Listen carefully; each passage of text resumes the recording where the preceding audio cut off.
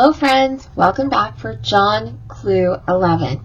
Can you believe we only have 2 clues left before we have the final top reveal? So I'm really excited. Today's reading is going to be John 18 through 19. And what we're going to be using today are our orange-red blocks, well, squares, and our crown blocks and our center blocks. So we've got a lot going on right here. Now, I'm going to confess that these last 2 clues might very well be the hardest of all of the clues in the entire top. So don't get discouraged. Take your time. Show yourself some grace. Who knows? It might actually work out very easily for you, but if it doesn't, I don't want you to get discouraged. I do have a tip that I will be showing to, kind of help you if need be. It's not one that I use very often, but when I'm nervous about certain areas, I do give it a go. So for the first part, we're going to set these center blocks aside, and we're only going to use 6 of our crown blocks. 3, 4, 5, 6. Okay, and then we're going to take half of these blocks. Let's see if I've got it right. 2, 3, 4, 5. Guys, I'm miscounting. 1, 2, 3, 4, 5, 6. And we're going to put them just like this. So all of the red parts are up at the top. And that's it. So right now we're going to just sew these on either side. And you just want to make sure that when you stick it under the machine, you've got this side going, so you kind of have an idea of where that part is. Now I know that we press the seams that way, so it's a little bit hidden, but you can usually see it just a little bit underneath those threads. If not, just mark it with a pin so that you know exactly where you want to have your needle going through. Okay, let's listen to some music and get started.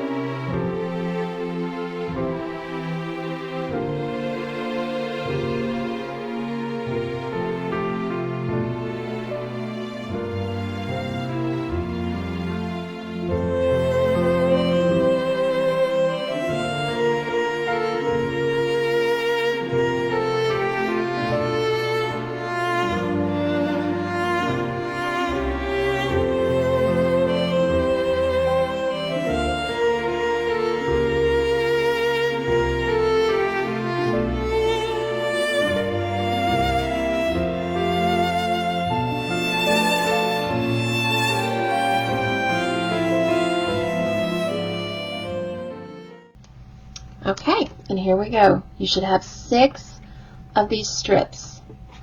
These are the thinner strips. And now we're going to work on the thicker strips. And this is the one that may give you a little bit of difficulty, but we'll see. So we're going to take half and stick it on one side and half and stick it on the other. We're going to have the rags out. We're going to go like this. Now, the part that you really want to try to get matched up properly is right here. These pieces. And the same there, there, there. It's exactly the same. Now, one of the tricks that I recommend if you're feeling nervous or if you've tried it your normal way and it's just not coming together, what have you, is this handy dandy little glue stick. Now, I'm going to show you exactly how I use it. I just put a little bit here, right where everything needs to match up. And then I take and I just really go in there and I look at it to see exactly how I want it to match up. And I make sure that the points are just exactly the way that I need them. And if you want to check, I mean, look at that obviously as you're doing it, but then you can come back in here and you can see how it's lined up. If you need to reposition it, that's fine because the glue's tacky right now. So which I didn't need to reposition it, but I'm just showing you how easily that it comes together. Now I have to get in there and really look at it because I'm kind of blind. But once you have it positioned where you want it to, just take it over to your iron and just press it down and it dries up the glue. Now you don't have to worry about this gunking up your machine or anything like that. And when you wash it at the end, it's going to come out. It's totally washable, you know, because it's kind of kid friendly for their crafts and you know how messy kids can be. So that's it. And just so right there, obviously you can see where you want the needle to go, and you're going to do it on both sides. So let's listen to some music and get going on this.